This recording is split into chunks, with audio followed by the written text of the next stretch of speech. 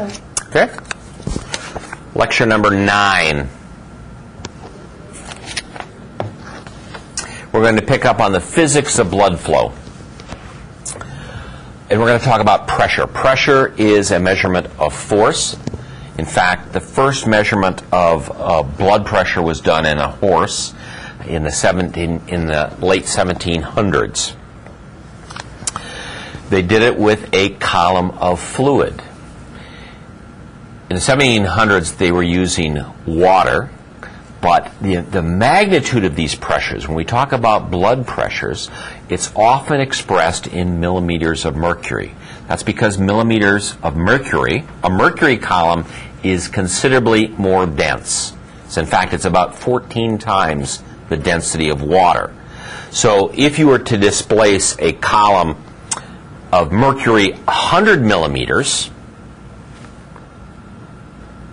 it would be almost 14 times that if it were a column of saline or a column of water. So our use of the term millimeter of mercury reflects the fact that these are relatively large pressures, particularly in the artery. But in contrast, pressures sometimes in the atrium or in the venous side may only be measured in centimeters of water.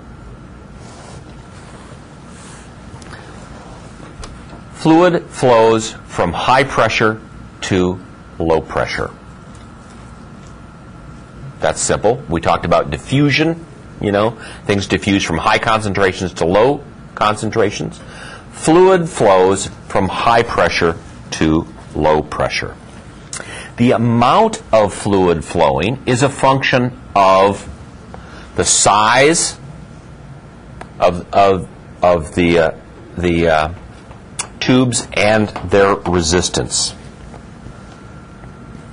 And the key flow, the amount of fluid that flows, is going to be a function of the magnitude of the pressure difference. Right? So it flows from high to low. The magnitude of that difference is going to influence the flow. So more pressure difference, greater the fluid flow, divided by the resistance to that flow. So you can have a very high pressure system, but if the resistance to that flow is very high, flow is reduced. So what determines the resistance to fluid flow? Viscosity. How thick is the material? So think about it. If you're trying to, let's say you're sucking fluid through a straw. So you've got a tube of a given radius, given diameter, and you're going to suck up water, and then you're going to try to suck up honey. You can generate a huge pressure difference, but because the viscosity of honey is so great, you're not going to get a large flow.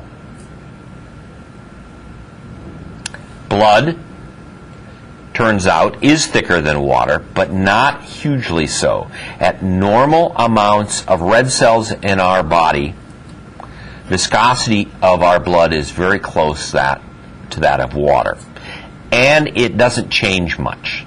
Now there are clinical conditions in which viscosity of blood goes way up. If the viscosity goes way up, the resistance goes way up. That makes flow decrease. So what must the heart do to bring flow back up? It must increase the pressure difference. It must work harder. But by and large, viscosity doesn't change. The most important component to resistance is the diameter of the tube. Small diameter tubes versus large diameter tubes. So any of you who have done home gardening and you're hooking your sprinkler system up to the Pomona pressure, you have, I think it's 40 pounds or something. So you have some pressure head at the nozzle, and the pressure in the environment is 0. So you now have a pressure difference from one side of the tube to the other. If it's a very large tube or a very large PVC pipe, that makes water flow out, large amounts of water flowing. Small diameter, small amounts. Exquisitely sensitive. Flow is exquisitely sensitive to the radius. That's emphasized by the fact that it's radius to the 4th. So if the radius of this is 1, and we double it, so we make the tube twice as wide. The resistance changes by radius to the 4th. So for the same flow equals pressure difference over resistance, if I increase the radius by 2, I decrease the resistance of this by r to the 4th, or by 16. So if the flow through this tube is 1 liter a minute, the flow in this tube for the same pressure difference is going to be 16 times that. So I have tremendous control over the flow of blood by changing the diameter of the blood vessels. We've already talked about that from the parasympathetic, sympathetic nervous system. There is neural control, innervation of the smooth muscle of these vessels, and you can change their diameter. So where do we see this occurring? Flow through the left side and the right side of the heart, same. We already talked about that. The magnitude of this flow is the same. That means the flow through the circuitry is similar.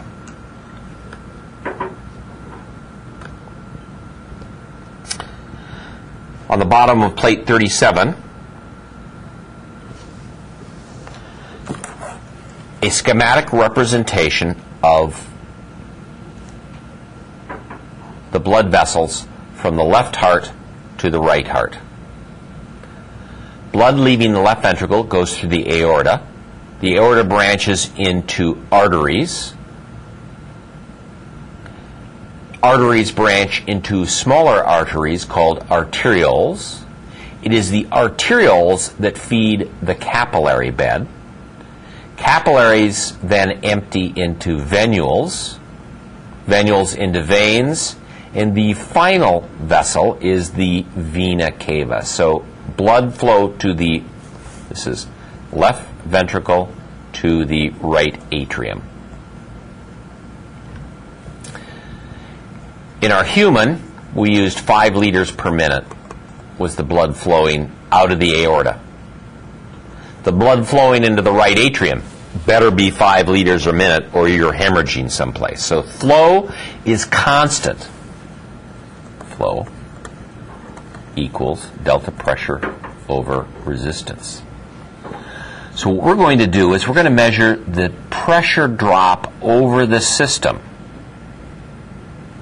and relate it to the resistance of those vessels.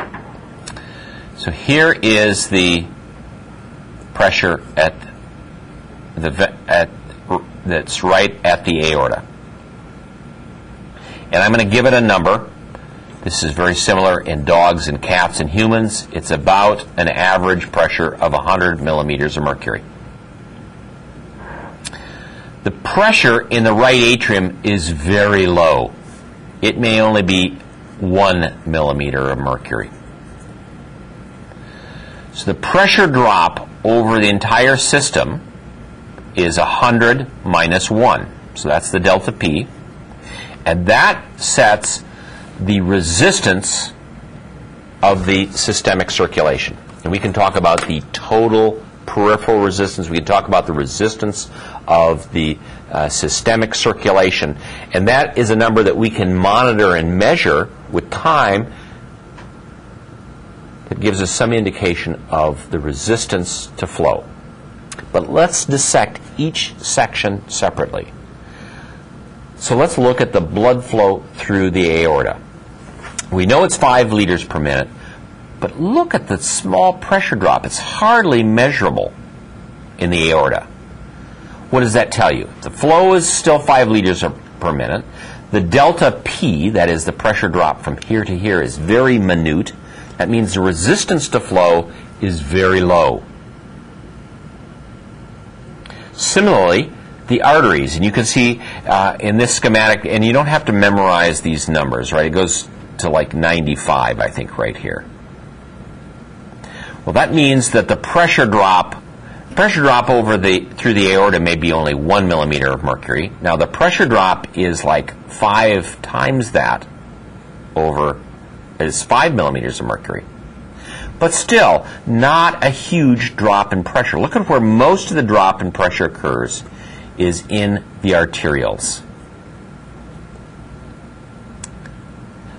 What that tells you is the major resistance to flow is in the arterioles. So if you want to influence flow, you want to change the resistance of those vessels. And it is the arterioles that are highly invested with smooth muscle.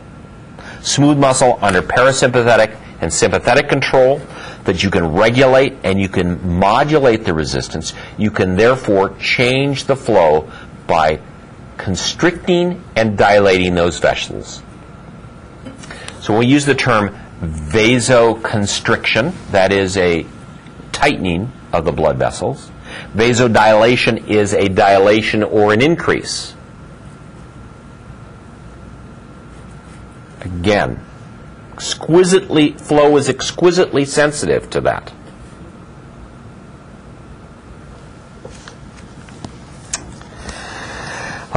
Your notes talk about arterioles are the bottlenecks of the circulation. You can look at it as a bottleneck. You can also look at it as a major site for blood flow control.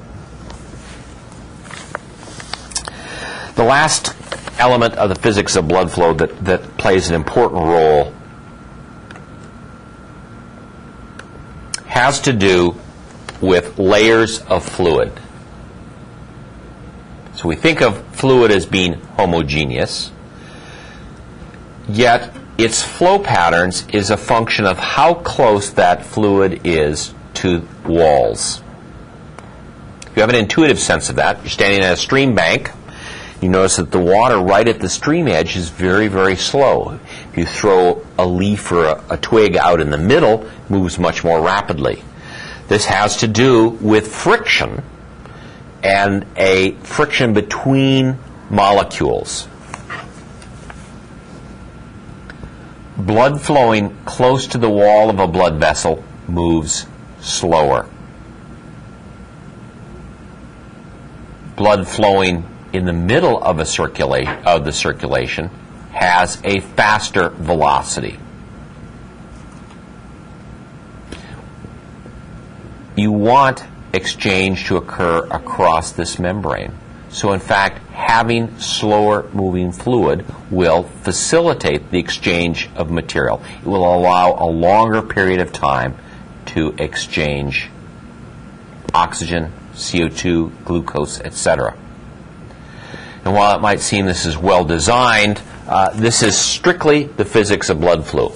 People that are pumping oil across Siberia have to be concerned with the same elements, that you have periods, that you have portions of the fluid that is not moving very rapidly. Plate 38, arterial pressure. I gave you the example of having a mean arterial pressure of around 100 millimeters of mercury.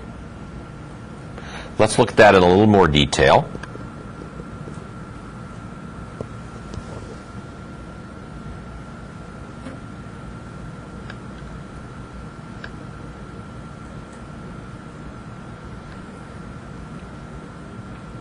in plate 38.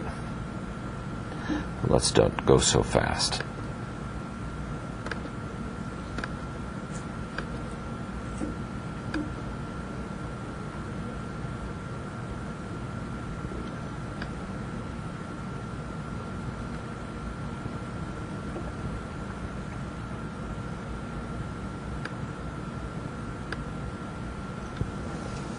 So in the upper left, there is a blood pressure tracing that one could record in an artery. This is true for most of our domestic animals and reflects that artery flow on the left side. So this is systemic blood pressures.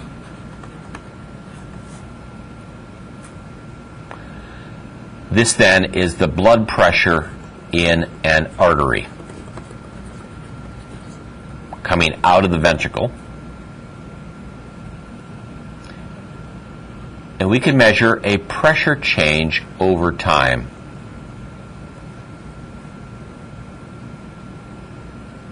The highest pressures occur during systole. So we have a systolic pressure that in the healthy adult dog is 120 millimeters of mercury. Pressure in the artery falls to its lowest point during diastole in the normal resting dog and human. This is around 80 millimeters of mercury. So when we talk about a person's blood pressure, we might refer to it as 120 over 80. That reflects the difference between the systolic blood pressure and the diastolic blood pressure. How do we measure that? This measurement can be done with a hydraulic tube placed in the way of the artery. You tie it in, you can measure the pressure directly. That's a rather invasive way. Much more characteristic to use a blood pressure cuff and a peripheral artery. So those of you who have had your blood pressure taken, a cuff is wrapped around the arm. A stethoscope is placed distally to the cuff. The cuff is puffed up so that its pressure exceeds the pressure in the artery. That is, it occludes the artery. If you're listening, you don't hear anything. No blood going through that artery. If you leave the cuff off for a long enough period, your hands turn purple. But this is short term. We've inflated the cuff, we've compressed the blood vessels, we've stopped the blood flow. Now what we're going to do is we're going to reduce the pressure in the cuff. When the pressure in the cuff is just barely enough to keep let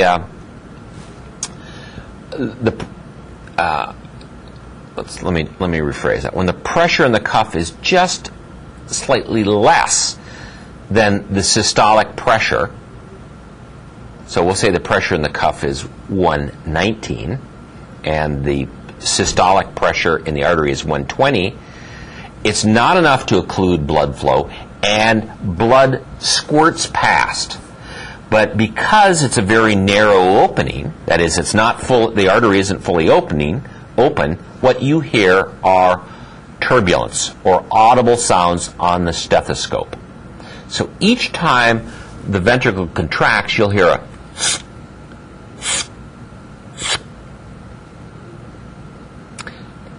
you then allow the pressure to slowly drop. So let's say we brought it down to 100 millimeters of mercury. The systolic pressure, 120, is still greater than the 100, so there is a period of time in which blood squirts through. As soon as the pressure in the artery drops below 100, no blood flows. But you still hear an audible sound.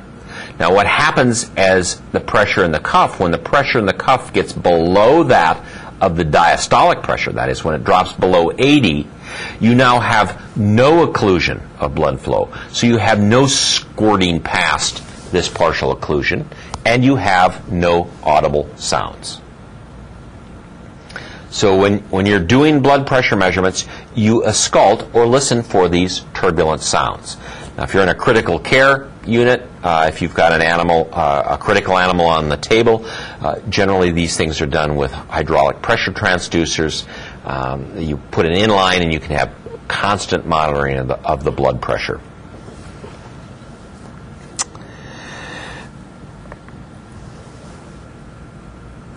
Blood pressure in the aorta doesn't drop below 80. Right? It goes up 120. So up 120, drops to diastole, goes up to 180 again, down to, goes up to 120, down to 80 again, and there are contractions.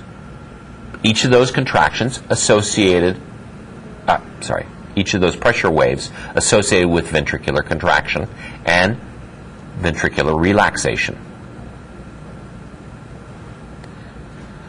But where in the ventricle you saw pressures drop to near zero, you don't see that in arteries. There is a buffering of this pressure drop. That has to do with the elastic properties of the artery. So one of the components of arterial construction includes large amounts of elastin. An elastic material, when distended, will store that energy and recover it during the relaxation. That is what is represented in these cartoon graphs right here. The top one,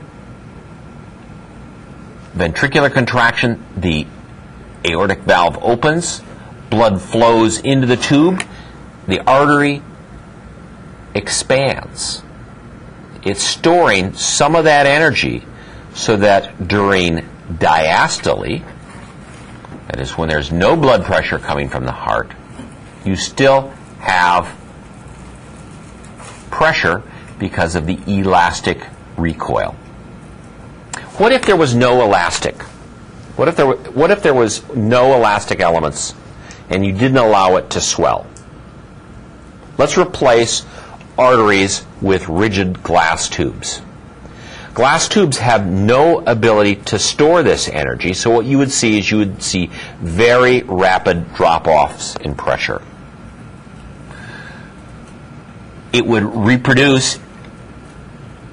You'd have a nice expansion of, a nice increase in the pressure in the glass tube, but instead of maintaining it and slowly bringing it back down, it would drop very rapidly.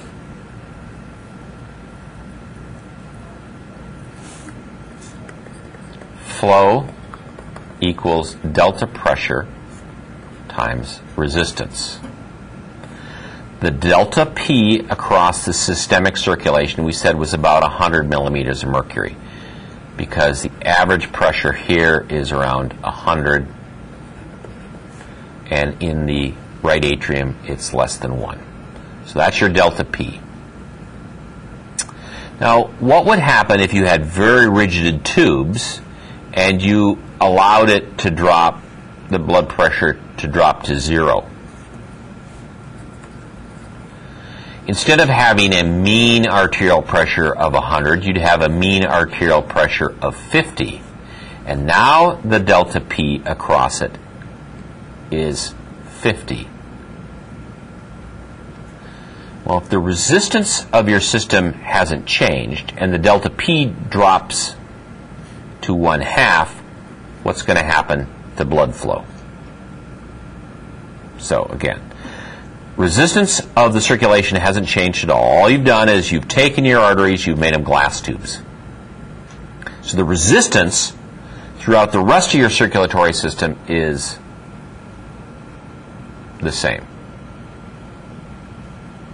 Before, the delta P was 100 millimeters of mercury. Now you have a delta P of 50. That would decrease the flow. Well, that's not good. If you need to keep blood flow to the brain and the heart, what you would have to do is you would have to have a contraction more frequent. So the initial was like this. So there was a contraction there, and there was a contraction there. If you had inelastic tubes, you'd have to have more contractions. You'd have to increase the frequency that the heart was beating. So let's take a real-life example. Let's take, and instead of making your arteries glass tubes, let's change their elastic property by putting down plaques. We're going to make them a little more hard, if you will, less elastic. So we're going to give that a name. Sclerosis, meaning rock or hard. Arterial, so arteriosclerosis. You've got these little plaques. So instead of being very, very elastic, you now have tubes that are more rigid. So simply by changing the rigidity, you have changed the ability of those vessels to store energy. You have reduced their ability to buffer blood pressure changes. So what you're going to have to do is you're going to have to increase the heart rate. So typically, people with arteriosclerosis have higher heart rates. In order to keep the blood flow constant, they've got to have a higher heart rate. Now, in addition to changing the elasticity, what are these deposits going to do? They are going to decrease the size. So here's a nice healthy blood vessel, healthy aorta. Now what we're starting to do is we're starting to put plaque on it.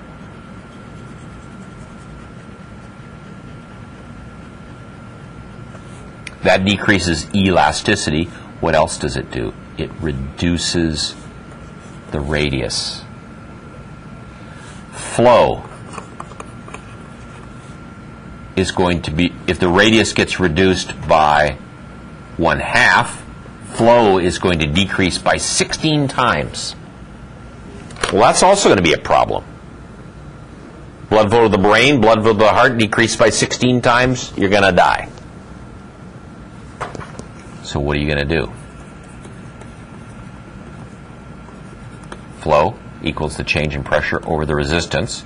Resistance has gone up. The only way you can maintain flow is by changing the pressure drop across the system. Well, it's about 0 in the right heart. So your only recourse is to increase ventricular pressures. The heart has to contract more forcefully and elevate blood pressures. So consequently, what you see is elevations in arterial blood pressure. This is a big issue. This is one of the biggest issues in humans. We also seen it in dogs because of the nutritional feeding habits. Elevations in arterial blood pressure. So instead of having 120/80, we have hypertension. We have 140/90. So to keep flow in the face of an increased resistance, pressures have to go up. Reduced elasticity, heart rates have to go up. Now, it may not be manifested in the dog sitting at home and you're just kind of petting the dog, but then you say, let's go out for a run. Now you have an animal who is already hypertensive, got an elevated heart rate because of the arteriosclerosis, and now you're asking it to exercise, and it's perceived as exercise intolerance.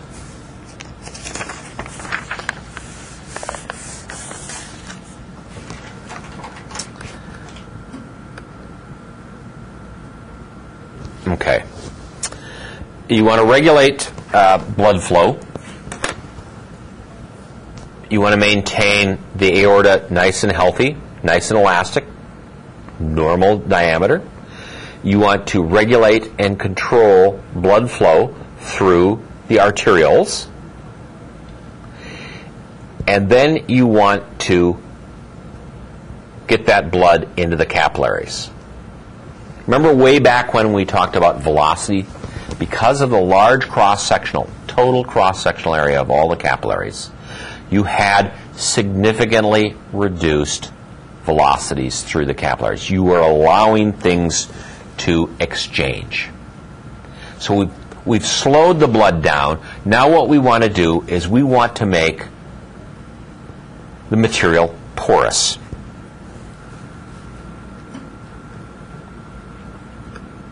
So we're at the level of the capillaries.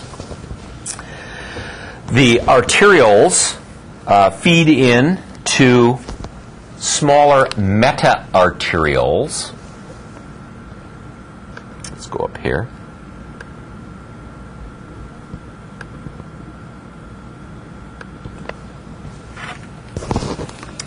So here's an arteriole. You see it because it's got these nice rings thick. That means that these are not sites for exchange. They're very thick. They're not porous. There are branches off of the arterioles called meta-arterioles. So there's little rings of smooth muscle, and you can see that still reflected in here. Again, very little exchange through these tissues. The meta-arterioles feed the capillaries, and it is the capillary beds which have thin, porous membranes. It's a nice cartoon diagram right here of a capillary, showing it very thin. These are endothelial cells. You'll see some of these in lab. Very thin membrane. Capillaries, in fact, are smaller. They force the red blood cells to deform in order to get through in many instances. So very small, very close association with a red blood cell, and the presence of pores or holes. It is the nature of a very thin membrane and the presence of these holes that allow material to be exchanged.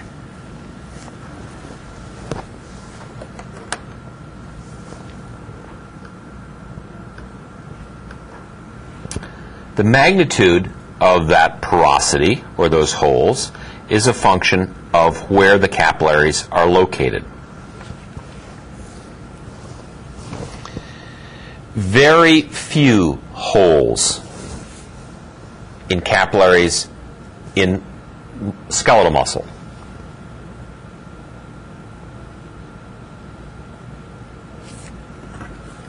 By having fewer holes, you reduce the amount of fluid moving out. Now, there's still diffusion. So if oxygen is high here and low here, you still have that same gradient for oxygen diffusion. What you don't have are those nice holes to allow fluid. Well, you think about capillaries and fluid movement. The muscle is probably not a great place to have a lot of fluid exchange. You want to keep the muscles relatively constant in their size. You don't have to deal with excess fluid. So in fact, the capillaries that are found in muscle tissue are what are called continuous capillaries. Very few pores. Very thin-walled, but very few pores. Kidneys. Let's look at the capillaries in the kidney. Now, what's the function of the kidney? Filter the blood. And we're going to spend time talking about filtering the blood.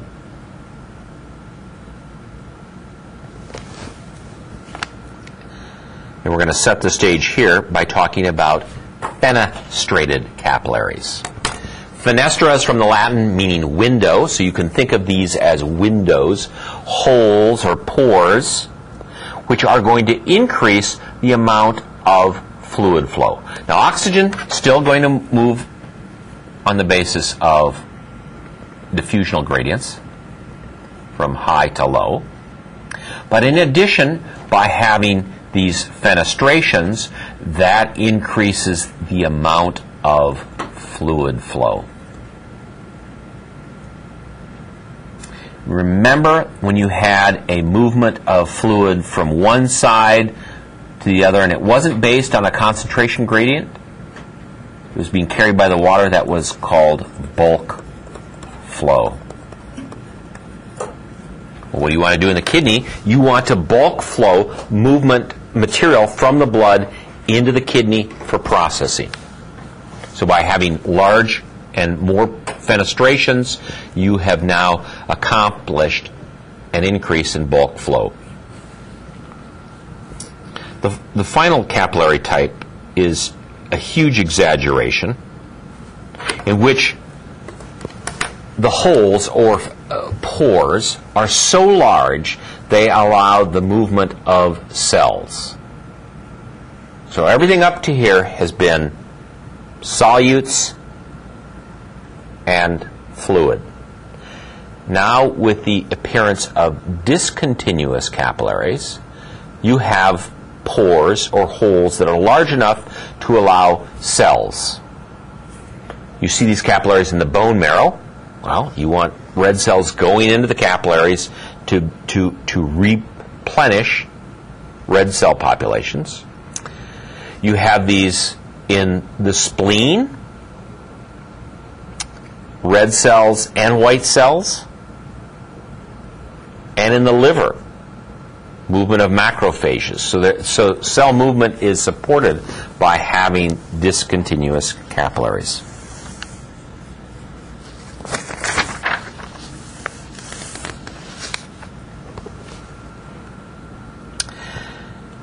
I should emphasize that even in the continuous capillaries, there is some movement of fluid. That is, there are some pores. By making the pores larger and more numerous, you increase. So in the case of fenestrated capillaries, more fluid movement, and in the case of discontinuous, even more fluid movement. So how do you balance that? And that is the subject of plate 40.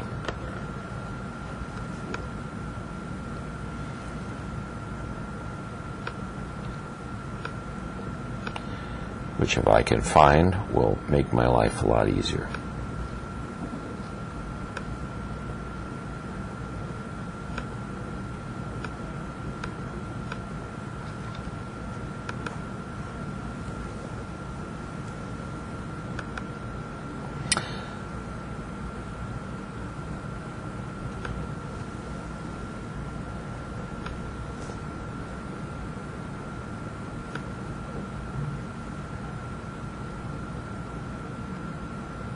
All right, filtration and reabsorption in the capillaries.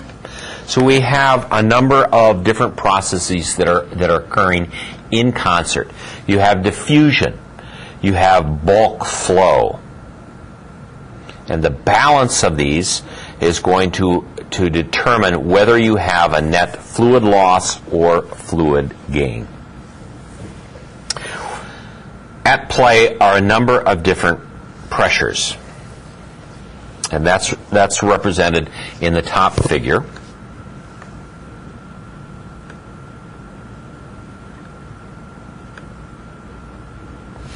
We talked about bulk flow being a hydrostatic, driven by pressures.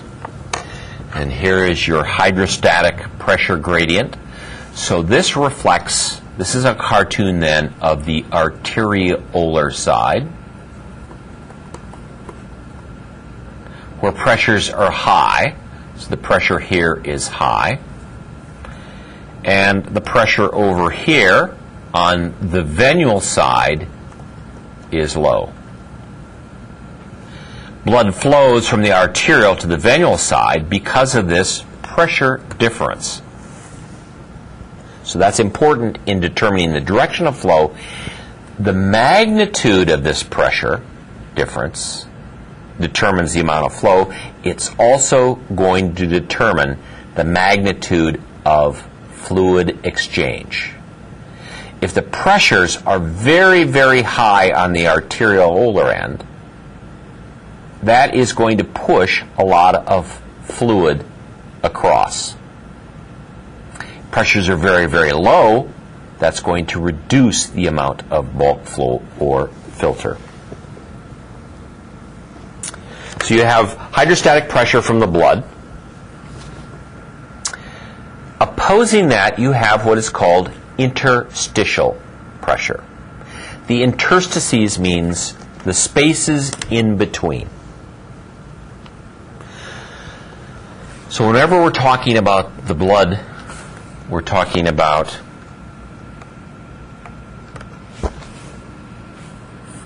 here's my capillary, here's my cell, and there is space in between called the interstices. This has fluid in it. It's non-compressible. So in fact, interstitial fluid exerts a pressure. So there's hydrostatic pressure from the capillaries pushing fluid out. There's a pressure on the interstitia that opposes it. The amount of material that it gets exchanged is going to be a function of that pressure difference and the size of the holes.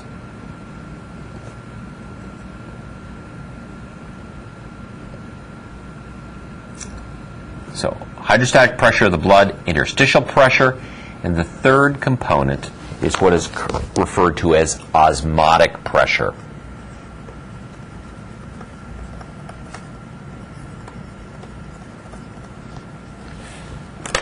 Chemistry, you actually may measure osmotic pressure. The movement of fluid, of water, in response to solute concentrations. So you have large number of solutes, it would tend to draw water towards it. Well, in the blood, we have osmotically active compounds which are too large to diffuse. Those are proteins. So these proteins can't fit through these holes. They don't move with bulk flow. They remain in the vascular channel. But they have osmotic properties. They tend to draw water towards it. So these molecules exert an osmotic pressure, and sometimes this is referred to as plasma, osmotic, or oncotic pressure. And you'll note that both those terms are used in your notes. So how does this play out in our capillaries? So we'll go to our second set of diagrams.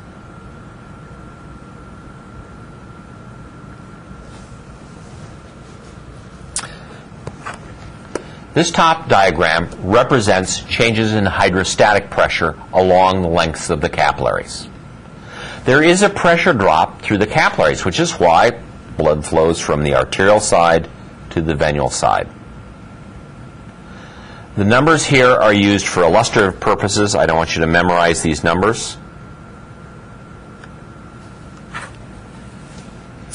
It's showing that the pressure at the arterial end starts at about 33 millimeters of mercury and drops to about 13 at the venule side. That establishes your delta P across the capillary bed. It also tells you something about bulk flow. more hydrostatic pressure here, so there tends to be more fluid flow across. And that's because the interstitial pressure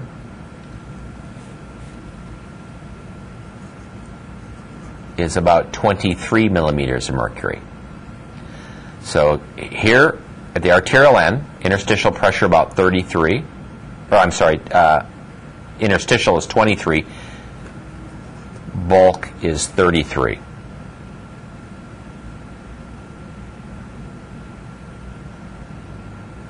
It drops, so right here, halfway through, pressure in the capillaries is 23, that in the interstitial fluid is 23. There's a net balance.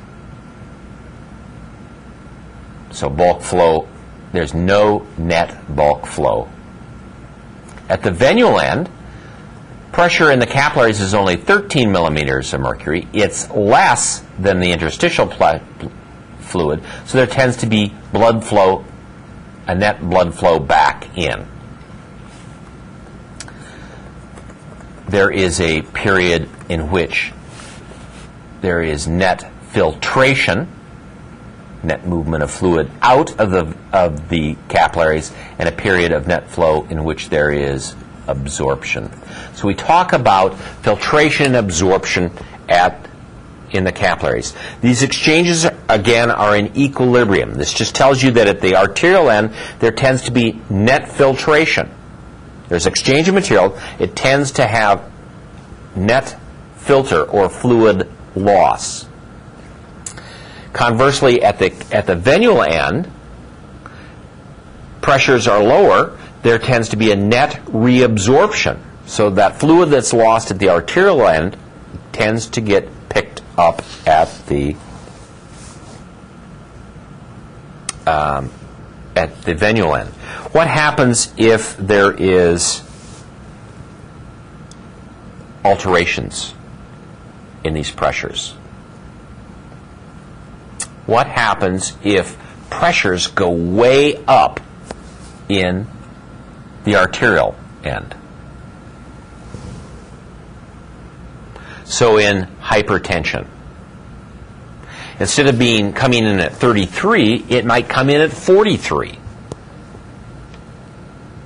Now what you've done is you've disturbed this balance, and you're going to have more filtration than absorption.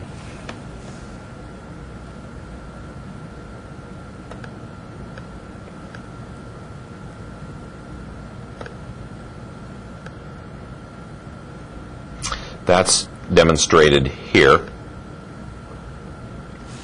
Lower left. Here's high capillary pressure. So instead of 33, it's coming in at 43. Doesn't drop as low, but the net effect is the hydrostatic pressures are higher in this capillary than in the tissues. These arrows signify a net movement of fluid out of the capillaries, that is, net filtration. Before we had kind of the balance. Here we are filtering more than we're reabsorbing. Well, that's more fluid that's going into the interstitial fluid. Where does it go from there? That is a clinical sign of edema.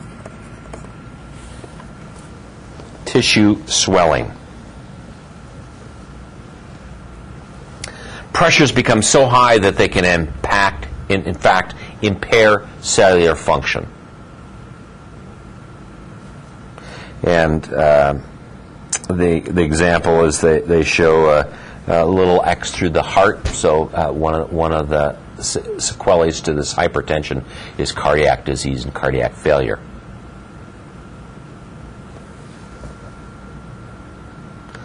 The other example that they show you is edema due to high tissue proteins. We're going to come back to talking about the protein movement and excess proteins. One of the more common causes of peripheral edema like this is, in fact, not high tissue proteins, but a decrease in the protein concentration in the blood.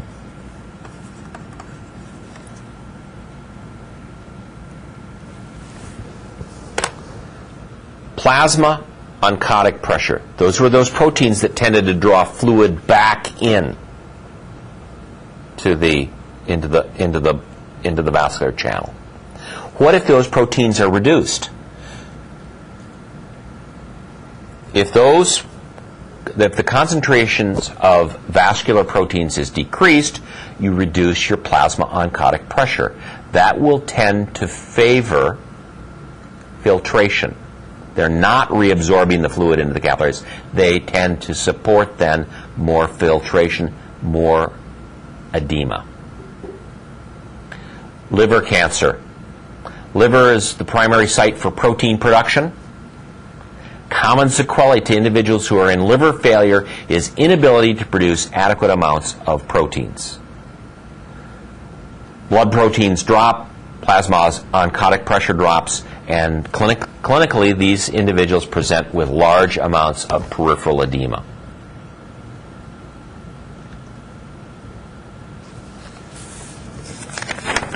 So how are we on time? 40 minutes. Okay, let's we'll take a break now.